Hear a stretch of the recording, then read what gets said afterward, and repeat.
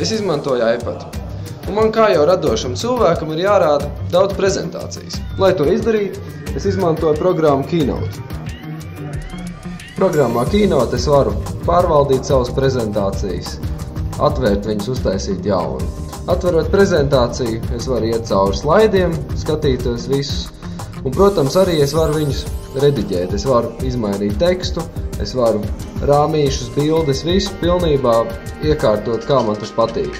Un, protams, pēc tam es varu visam arī nomainīt dizainu, ielikt bildes iekšā no sava iPhoto. Pilnīgi visu izmainīt, kā arī rādīt slideshow.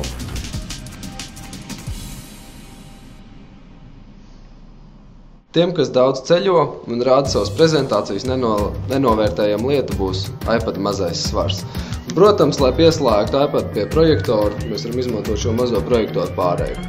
Vairāk par iPad manā blogā.